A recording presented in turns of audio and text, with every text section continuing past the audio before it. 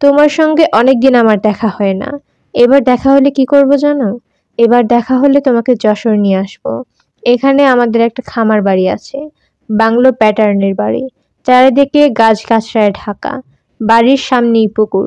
তোমাকে ওই খামার বাড়িতে নিয়ে যেতে চাই একটা জিনিস দেখানোর জন্য। সেটা হচ্ছে পুকুরের পানি কত পরিষ্কার হতে পারে সেটা স্বচক্ষে দেখা। শীত, বর্ষা, হেমন্ত, শরৎ সবসময় এই পুকুরের পানি কাচের মতো ঝকঝক করছে।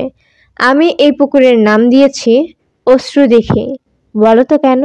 আমার জীবনের অসংখ্য বাসনার একটি হচ্ছে কোনো এক ভরা পূর্ণিমায় তোমার সঙ্গে অশ্রু দিঘিতে সাঁতার কাটবো।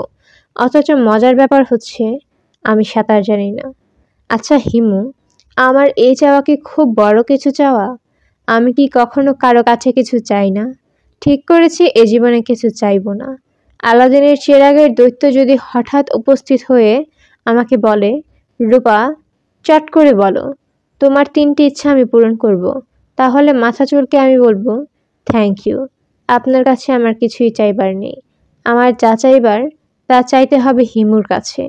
ওকে আমি ওকে একটু আমার কাছে এনে আপনি বিদেয় হন।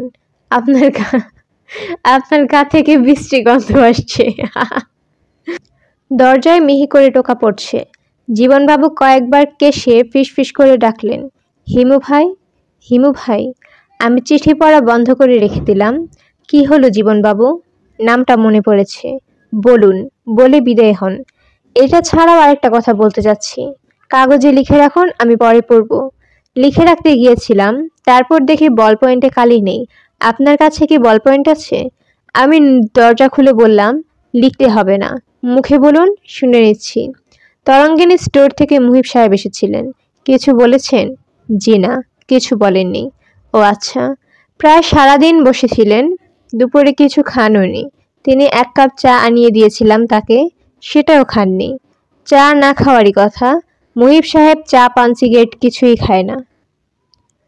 বড় রাস্তায় ফুটপাতে উবু হয়ে একজন বয়স্ক এক ভদ্রলোক ঠোঙা থেকে বাদাম নিয়ে খাচ্ছেন। খাওয়ার ব্যাপারটা বেশ আয়োজন আছে। খোসা থেকে বাদাম ছাড়ানো হচ্ছে, খোসাগুলি রাখা হয় সামনে। ভদ্রলোক অনেকক্ষণ বাদামে ফু দিতে থাকেন। ফুয়ের কারণে বাদামের গায়ে লেগে থাকা লাল খোলস উঠে যায়।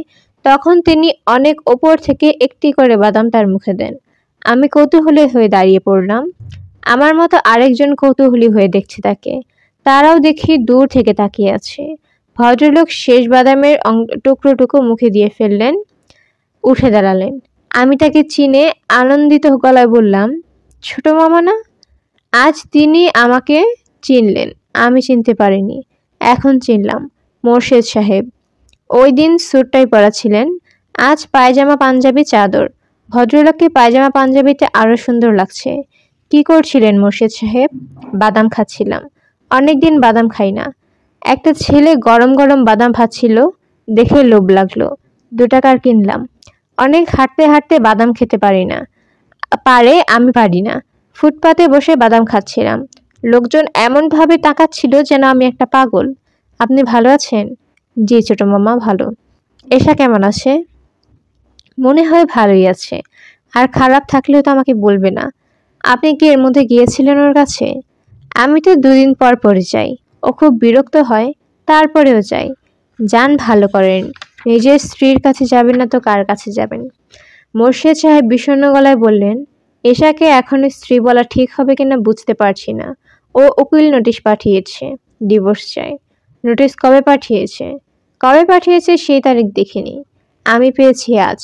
মন খুব খারাপ হয়েছে। আপনি হয়তো বিশ্বাস করবেন না ছোট মামা, নোটিশ পাওয়ার পর আমার চোখে পানি এসে গেল। সকালে যখন নাস্তা খাচ্ছি তখন নোটিশটা এসেছে। তারপর আর নাস্তা খেতে পারিনি। পরোটা ছিঁড়ে মুখে দিয়েছি, চাবাচ্ছি তো চাবাচ্ছি, গলা দিয়ে আর নামছে না। 1 ঢোক পানি খেলাম, যদি পানির সঙ্গে পরোটা নেমে যায়। পানি পেটে চলে গেল, কিন্তু পরোটা মুখেই রয়ে গেল। আসুন মোরশেদ সাহেব, কোথাও গিয়ে বসি। আপনাকে ক্লান্ত লাগছে। সারাদিনই বোধহয় হাঁটাহাঁটি করেছেন। জি। দুপুরেও কিছু খাননি? এমন খিদে লেগেছে। তারপর বাদাম কিনে ফেললাম 2 টাকার। কিনতাম না, ছেলেটা গরম গরম বাদাম ভাজছিল, দেখে খুব লোভ লাগলো। আমি ভদ্রলোককে নিয়ে গেলাম সোহরাওয়ার্দী উদ্যানে। সময় কাটানোর জন্য খুব ভালো জায়গা। জোড়ায় জোড়ায় ছেলে মেয়ে গল্প করে, দেখতে ভালো লাগে। এরা যখন গল্প করে তখন মনে হয় পৃথিবীতে এরা দুজন ছাড়া আর কেউ নেই, কোনোদিন থাকবেও না। ক্ষুধা, তৃষ্ণা, শীত, বর্ষা কোনো কিছুই এদের স্পর্শ করবে না। একবার ঘোর বর্ষায় দুজনকে দেখেছি, বৃষ্টিতে ভিজে ভিজে গল্প করছে। মেয়েটি কাজল পরে এসেছিল, পানিতে সেই কাজল ধুয়ে তাকে ডাইনির মতো লাগছিল। সেই ভয়ঙ্কর দৃশ্য ছেলেটির চোখে পড়ছে না। সে তাকিয়ে আছে মুগ্ধ চোখে। মোর্শেদ সাহেব, জি। কিছু খাবেন? এখানে ভ্রাম্যমাণ হোটেল আছে, চা, কোল্ড ড্রিঙ্কস, এমনকি বিরিয়ানির প্যাকেট পর্যন্ত পাওয়া যায়। আমি কিছু খাবো না। আচ্ছা ছোট মামা, আপনি আমাকে মোর্শেদ সাহেব ডাকেন কেন? আপনি আমার নাম ধরে ডাকবেন। আপনি হচ্ছেন এশার মামা। আচ্ছা তাই ডাকবো। এখন বলুন তো দেখি, এশা আপনাকে ডিভোর্স দিতে চাচ্ছে কেন? আমি তো মামা অসুস্থ, এক ধরনের অ্যাপিলেপসি। ডাক্তাররা বলেন গ্র্যান্ড মোল। একবার যখন অ্যাটাক হয় তখন ভয়ঙ্কর অবস্থা হয়। অসুখের জন্য চাকরি টাকরি সব চড়ে গেছে। অ্যাটাক কি খুব ঘন ঘন হয়? আগে হতো না, এখন হচ্ছে। চিকিৎসা করাচ্ছেন না? চিকিৎসা তো মামা নেই। ডাক্তাররা খুব কড়া ঘুমের ওষুধ দেন। এগুলো খেয়ে খেয়ে মাথাটা কেমন এলোমেলো হয়ে যাচ্ছে। আমাদের বাসার সামনে কোনো আম গাছ নেই, কিন্তু আমি যখনই বাইরে থেকে বাসায় ফিরি তখনই আমি দেখি এক বিশাল আম গাছ। চোখে দেখেন? জি। শুধু গাছটা যে দেখি এমন না, গাছে পাখি বসে আছে সেগুলোও দেখি। ওরা কিচিরমিচির করে সেই শব্দও শুনতে পাই। বলেন কি? মোর্শেদ সাহেব দীর্ঘ নিঃশ্বাস ফেলে বললেন, একজন সাইকিয়াট্রিস্টের সঙ্গে কথা বলা দরকার, কিন্তু যেতে ইচ্ছে করছে না। তার উপর শুনেছি ওরা নাকি অনেক টাকা নেয়। জমানো টাকা খরচ করে চলছি তো মামা, প্রায় শেষ হয়ে এসেছে। আমার চেনা একজন সাইকিয়াট্রিস্ট আছে, আমি একদিন তার কাছে আপনাকে নিয়ে যাব। জি আচ্ছা, চলুন আপনাকে বাসায় দিয়ে আসি। আমি এখন বাসায় যাব না মামা, উকিল নোটিশটা টেবিলে ফেলে এসেছি। বাসায় গেলে নোটিশটা চোখে পড়বে, মন খারাপ হবে। এখানেই বসে থাকতে ভালো লাগছে। বেশ তো, তাহলে বসে থাকুন। মোর্শেদ সাহেব ইতস্তত করে বললেন, মামা, আপনি কি একটু এশার সঙ্গে কথা বলে দেখবেন? কোনো লাভ হবে না জানি, তবু যদি একটু। আমি বলবো, আমার কাছে একটা ক্যামেরা আছে, ক্যামেরাটা বিক্রি করে দেবো বলে ঠিক করেছি। হাত একেবারে খালি হয়ে এসেছে। দেখবেন তো কাউকে পাওয়া যায় কিনা। বিয়ের সময় কিনেছিলাম। এশার খুব ছবি তোলার শখ ছিল, ওর জন্যই কেনা। আচ্ছা দেখব ক্যামেরা বিক্রি করা যায় কিনা। থ্যাঙ্কস মামা। আপনি সাইকিয়াট্রিস্ট ভদ্রলোকের সঙ্গে একটু কথা বলে দেখবেন তো কত টাকা নেন এইসব। আমি দীর্ঘ নিঃশ্বাস ফেলে চলে এলাম। মোর্শেদ সাহেব পা তুলে সন্ন্যাসীদের ভঙ্গিতে বসে আছেন। দূর থেকে দৃশ্যটা দেখতে ভালো লাগছে। নিতু একজন সাইকিয়াট্রিস্টের ঠিকানা দিয়েছিল, কার্ডটা হারিয়ে ফেলেছি। নিতুর কাছ থেকে ঠিকানা নিয়ে ভদ্রলোকের সঙ্গে আলাপ করে আসতে হবে। নিতুর সাইকিয়াট্রিস্ট ভদ্রলোকের নাম ইরতাজুল করিম। এর নামের শেষে ABCD অনেক অক্ষর। এতগুলো অক্ষর যে তিনি জোগাড় করেছেন তার অনেক বয়স হওয়ার কথা। তিনি কিন্তু ভদ্রলোক মধ্যবয়স্ক এবং হাসি খুশি। মুখে জর্দা দেওয়া পান। বিদেশি ডিগ্রিধারী ভদ্রলোকরা জর্দা দেওয়া পান খান না, আর খেলেও বাড়িতে চুপি চুপি খান। কেউ এলে দাঁত মেজে বের হন। এই ভদ্রলোক দেখি বেশ আয়েশ করে পান খাচ্ছেন এবং পানের পিক ফেলেন অ্যাশট্রেতে। তার চেম্বারটাও সুন্দর, অফিস লাগে না, মনে হয় ড্রয়িং রুম। ডাক্তার সাহেবের ঠিক মাথার উপর ক্লথ মানে রাখা ওয়াটার লিলির বিখ্যাত পেন্টিংয়ের প্রিন্ট দেখতেই এত সুন্দর, আসলটা জানি কত সুন্দর হবে। আমি ডাক্তার সাহেবের সামনের চেয়ারটাতে বসলাম। ভদ্রলোক আমার দিকে ঝুঁকে এসে বলল, কেমন আছেন হিমু সাহেব? জি ভালো। ইয়াদ সাহেবের স্ত্রী মিসেস নিতু অনেকদিন আগেই আপনার ব্যাপারে আমাকে টেলিফোন করেছিলেন, তাও একবার না, দুবার। তাদের মতো ফ্যামিলি থেকে যখন দুবার টেলিফোন আসে তখন চিন্তিত হতে হয়। আমি চিন্তিত হয়ে আপনার জন্য অপেক্ষা করছি। আরাম করে বসুন তো। আমি নড়ে চড়ে বসলাম। ডাক্তার সাহেব আমার দিকে ঝুঁকে এসে বললেন, আসতে এত দেরি করছেন কেন? টাকা পয়সা ছিল না তাই দেরি করেছি। আপনি কত টাকা নেন তা তো জানা নেই। আমি অনেক টাকা নেই, তবে টাকা পয়সা নিয়ে আপনাকে ভাবতে হবে না। আপনার চিকিৎসার সমস্ত ব্যয়ভার মিসেস নিতু নিয়েছেন। আমি তাহলে অসুস্থ? ওনার তাই ধারণা। আপনার কি ধারণা? ডাক্তার সাহেব, আপনার সঙ্গে খানিকক্ষণ কথাবার্তাও না বলে এই ব্যাপারটা আমি ধরতে পারবো না। কথাবার্তা বললেই ধরতে পারবেন? হ্যাঁ, পারবো। পারা উচিত। অবশ্য আমার কোনো প্রশ্নের উত্তরে আপনাকে সত্যি কথা বলতে হবে। আমাকে বিভ্রান্ত করার চেষ্টা করবেন না। অধিকাংশ লোক তাই করে। সাইকিয়াট্রিস্টদের বিভ্রান্ত করার চেষ্টা করে। বিভ্রান্ত করার চেষ্টা থেকেই তো আপনাকে ধরতে পারার কথা। লোকটি কি চায়, তার সমস্যা কি? ধরতে চেষ্টা করি, সবসময় পারি না। মানুষের ব্রেন নিয়ে আমাদের কাজকর্ম, সেই ব্রেন কেমন জটিল তা কি আপনি জানেন হিমু সাহেব? জানি না, তবে আঁচ করতে পারি। না, আপনি আঁচও করতে পারেন না। মানুষের ব্রেনে আছে 1 বিলিয়ন নিউরন। এক একটি নিউরনের কর্মপদ্ধতি বর্তমান আধুনিক কম্পিউটারের চেয়ে জটিল। কিছু বুঝতে পারছেন? না, বুঝতে পারার কথাও না। এখন আমরা কথা বলা শুরু করি। আপনি বেশ রিল্যাক্সড ভঙ্গিতে নিজের কথা বলুন তো শুনি। যা মনে আসে তাই বলতে থাকুন। নিজের কথা বলুন, নিজের বাবা মায়ের কথা বলুন, আত্মীয় স্বজনের কথা বলুন, বন্ধু বান্ধবের কথা বলুন। চা খেতে খেতে, সিগারেট খেতে খেতে বলুন। আমাকে কি কৌচে করে শুয়ে নিতে হবে না? না, ওইসব ফ্রয়েডীয় পদ্ধতি বাতিল হয়ে গেছে। আপনি শুরু করুন। তাছাড়া তাড়া আছে ডাক্তার সাহেব? না, আমার কোনো তাড়া নেই। অন্য সব রোগী বিদায় করে দিয়েছি। আপনি হচ্ছেন বিশেষ এক রোগী, ভেরি স্পেশাল। চা দিতে বলি নাকি কফি খাবেন? চা কফি কিছুই লাগবে না। যা শুনতে চাচ্ছেন বলছি। দুভাবে বলতে পারি, সাধারণভাবে কিংবা ইন্টারেস্টিং করে। কিভাবে শুনতে চান? সাধারণভাবেই বলুন। ইন্টারেস্টিং করার প্রয়োজন দেখছি না। আমার ধারণা এমনিতেই ইন্টারেস্টিং হবে। আমি কি পা উঠিয়ে বুঝতে পারি? পারেন। আমি জীবন ইতিহাস শুরু করলাম। ডাক্তার সাহেব, আমার বাবা ছিলেন একজন অসুস্থ মানুষ, সাইকোপ্যাথ, এবং আমার ধারণা খুব খারাপ ধরনের সাইকোপ্যাথ। তার মাথায় কি যেন ঢুকে গেল, মহাপুরুষ তৈরি করা যায় কিভাবে? যথাযথ ট্রেনিং দিয়েই তা করা সম্ভব। তার যুক্তি হচ্ছে, ডাক্তার, ইঞ্জিনিয়ার, ডাকাত, খুন যদি শিক্ষা এবং ট্রেনিং দিয়ে তৈরি করা যায়, তাহলে মহাপুরুষ কেন তৈরি করা যাবে না? অসুস্থ মানুষদের চিন্তা হয় সিঙ্গেল ট্র্যাকে। তার চিন্তা সেরকমই হলো। তিনি মহাপুরুষ তৈরি করার খেলায় নামলেন। আমি হলাম তার একমাত্র ছাত্র। তিনি এগোলেন খুব ঠান্ডা মাথায়। তার ধারণা হলো, আমার মা বেঁচে থাকলে তিনি তাকে এই জাতীয় ট্রেনিং দিতে দিবেন না। কাজেই তিনি মাকে সরিয়ে দিলেন। সরিয়ে দিলেন মানে? মেরে ফেলেন। কি বলছেন এসব? আমি অবশ্যই মাকে খুন হতে দেখিনি, তেমন কোনো প্রমাণও পাইনি। বাবা প্রমাণ রেখে খুন করবেন এমন মানুষই না। খুব ঠান্ডা মাথার লোক। তার মাথা এত ঠান্ডা যে মাঝে মাঝে আমার মনে হয় হয়তো তিনি অসুস্থ ছিলেন না। অসুস্থ মানুষ এত ভেবেচিন্তে কাজ করেন না। অসুস্থ মানুষের মাথা এত পরিষ্কার থাকে না। তারপর বলুন, আপনার কাছে কি ইন্টারেস্টিং মনে হচ্ছে? অবশ্যই ইন্টারেস্টিং, তবে আমার কেন জানি মনে হচ্ছে আপনি আমাকে বিভ্রান্ত করার চেষ্টা করছেন। আমি হেসে ফেললাম। ডাক্তার সাহেব বললেন, হাসছেন কেন? আমি বললাম, গল্প বলে আমি আপনাকে বিভ্রান্ত করব না। আপনি নিশ্চিন্ত থাকুন। যা বলছি সবই সত্যি। আপনাকে গল্প ছাড়া আমি বিভ্রান্ত করতে পারি। করুন তো দেখি। আপনি হাসি মুখে কিছুক্ষণ ডাক্তার সাহেবের আমি হাসি মুখে কিছুক্ষণ ডাক্তার সাহেবের দিকে তাকিয়ে সহজ গলায় বললাম, আপনার বাড়িতে এই মুহূর্তে একটা অ্যাক্সিডেন্ট হয়েছে।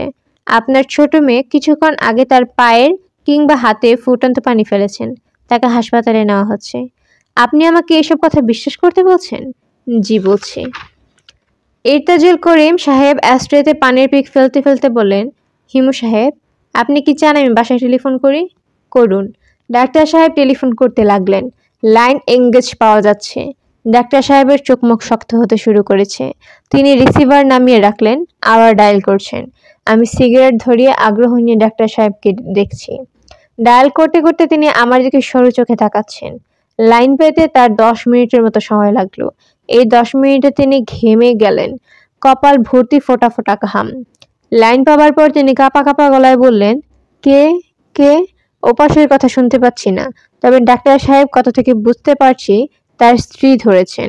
ডাক্তার সাহেব বললেন, কেমন আছো? সবাই ভালো? সুচি কি করছে? টিভি দেখছে। আমার আসতে দেরি হবে। আচ্ছা, রাখি। তিনি রিসিভার নামিয়ে রেগে রাগে গলায় বললেন, আমার ছোট মেয়ে সুচি ভালো আছে, টিভি দেখছে। আপনি আমাকে ভয় দেখালেন কেন? ভয় দেখাইনি তো, বিভ্রান্ত করেছি। আপনার মতো অতি আধুনিক একজন মানুষ আমার কথা বিশ্বাস করে আতঙ্কে অস্থির হয়ে গেলেন। কাজেই দেখুন, বিভ্রান্ত করতে চাইলে আমি করতে পারি। আপনি কি আমার জীবন বৃত্তান্ত বলবো, না আপনি উৎসাহ হারিয়ে ফেলেছেন? বলুন, সংক্ষেপে বলুন, ডিটেলসে যেতে হবে না। সংক্ষেপেই বলছি। বাবা আমাকে মহাপুরুষ বানানোর কাজে লেগে গেলেন। আমাকে সংসার, চারপাশের জীবন, অপরূপ প্রকৃতির প্রসঙ্গে নিরাসক্ত করতে চাইলেন। কিভাবে? বুদ্ধি খাটিয়ে আসক্তি কাটানোর তিনি নানা পদ্ধতি বের করেছিলেন। সংক্ষেপে বলতে বলেছেন, বলেই পদ্ধতিগুলি আর বর্ণনা করছি না। একটি পদ্ধতি বলুন। একবার বাবা আমার জন্য একটা তোতা পাখি আনলেন। আমার বয়স তখন 4 কিংবা 5। আমি পাখি মুগ্ধ হয়ে দেখলাম। বাবা বললেন, তোতা খুব সহজে কথা শিখতে পারে, তুই ওকে কথা শেখা। রোজই এর কাছে দাঁড়িয়ে বলবি, হিমু হিমু, একদিন দেখবি সে সুন্দর করে তাকে রাখবে, হিমু। আমি মহা উৎসাহে পাখিকে এই নাম শেখাতে লাগলাম। একদিন সত্যি সত্যি সে পরিষ্কার গলায় ডেকে উঠল, হিমু হিমু। আমি আনন্দে কেঁদে ফেললাম। বাবা তখন পাখিটাকে খাঁচা থেকে বের করে এক টানে মাথা থেকে ধরটা আলাদা করে ফেললেন। ডাক্তার সাহেব চাচা গলায় বললেন, মাই গড। আমি হাসি মুখে বললাম, আপনি চাইলে আমি আরো 2-1টা পদ্ধতির কথা বলতে পারবো। বলবো? না থাক, আমি আর শুনতে চাচ্ছি না। মানুষের চরিত্রের ভয়ঙ্কর দিকগুলি আমি যেন জানতে পারি, বাবা সেই ব্যবস্থা করলেন। কিছু ভয়ঙ্কর ধরনের মানুষের সঙ্গে আমাকে বাস করতে পাঠালেন। তারা সম্পর্কে আমার মামা, পিশাচ চরিত্রের মানুষ। বলতে পারেন আমি আমার জীবনের একটি অংশ পিশাচদের সঙ্গে কাটিয়েছি। তবে মামারা আমাকে অত্যন্ত স্নেহ করতেন, যাকে বলে অন্ধ স্নেহ। পাগলদের বিচিত্র মানসিকতা আমি ধরতে পারি, সেজন্য তিনি প্রায় বাসায় পাগল ধরে নিয়ে আসতেন। যত্ন করে 2-3 দিন রাখতেন। একজন এসেছিল ভয়াবহ উন্মাদ। সে রান্নাঘর থেকে বটি এনে আমার গায়ে কোপ বসিয়ে দিয়েছিল। পিঠে এখন একটা দাগ আছে। দেখতে চান? না, আজ বরং থাক। আমার শুনতে আর ভালো লাগছে না। 1 সপ্তাহ পর ঠিক এই দিনে আবার কথা বলবো। আমি ডায়েরিতে লিখে রাখলাম, একটু রাত করে আসুন, 10টার দিকে। চলে যেতে বলছেন? হ্যাঁ, চলে যান। আমার নিজের শরীরটাও খুব ভালো লাগছে না। মনে হচ্ছে আপনার গল্প আমাকে এফেক্ট করেছে। যাবার আগে শুধু বলে যান, আপনার বাবার এক্সপেরিমেন্ট কি সফল হয়েছে? আমি উঠে দাঁড়াতে দাঁড়াতে বললাম, সফল হয়নি। বাবার এক্সপেরিমেন্টের ত্রুটি ছিল। তিনি মানুষের অন্ধকার দিকগুলো আমাকে দেখাতে চেয়েছিলেন, আলোকিত দিক দেখাতে পারেননি। আমার প্রয়োজন ছিল ঈশ্বরের কাছাকাছি একজন মানুষ, যে আমাকে শেখাবে ভালোবাসা, আনন্দ, আবেগ এবং মঙ্গলময় মহাসত্য। আমি নিজে এখন সেরকম মানুষই খুঁজছি, খুঁজে বেড়াচ্ছি, পাচ্ছি না। পেলে বাবার এক্সপেরিমেন্টের ফল দেখতে পারতাম। আপনি বিশ্বাস করেন মহাপুরুষ হওয়া এত সম্ভব? হ্যাঁ, করি। ডাক্তার সাহেব, আরেকটা কথা আপনাকে বলা দরকার। আমি কিন্তু মাঝে মাঝে ভবিষ্যৎবাণী করতে পারি। কিছু একটা বলি তা লেগে যায়। আপনাকে যখন বললাম আপনার মেয়ে গরম পানিতে পুড়েছে, তখন আমি নিজে পুরোপুরি নিশ্চিত ছিলাম যে তাই ঘটেছে। আপনি হয়তো লক্ষ্য করেননি যে আমি বলেছি আপনার সবচেয়ে ছোট মেয়ে। আমি জানতাম না যে আপনার কয়টি মেয়ে আছে। কাকতালীয় ব্যাপার, হিমু সাহেব। ঠিক কাকতালীয় নয়। আপনি কি আরেকবার টেলিফোন করে দেখবেন? না, আপনি একবার আমাকে বিভ্রান্ত করেছেন। আমি দ্বিতীয়বার আপনাকে বিভ্রান্ত করার সুযোগ দেব না। আপনি যথেষ্ট বুদ্ধিমান মানুষ, তবে আমাকে বোকা ভাবারও কোনো কারণ নেই। আমি হেসে ফেললাম। ডাক্তার সাহেব বললেন, আপনি কোথায় যাবেন বলুন? আমার সঙ্গে চলুন, আপনাকে নামিয়ে দেব। চলুন।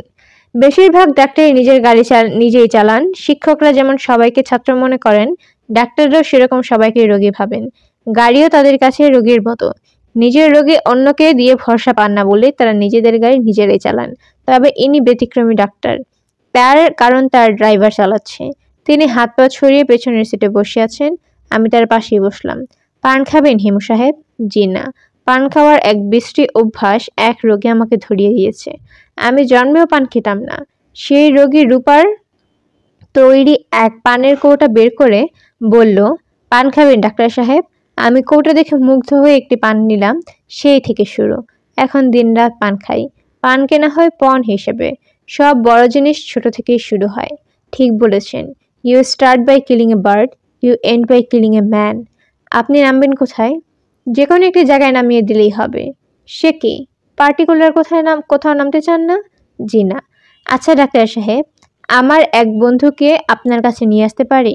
অবশ্যই পারেন। উনি কি আপনার মতো? না, আমরা কেউ কারো মতো নেই ডাক্তার সাহেব। আমরা সবাই আলাদা আলাদা। আমার কাছে আপনি আনতে চাচ্ছেন কেন? ওই ভদ্রলোকের একটা সমস্যা আছে। উনি থাকেন খিলগাঁয়ে, একতলা বাসা, ওনার বাড়ির সামনে কোনো গাছপালা নেই।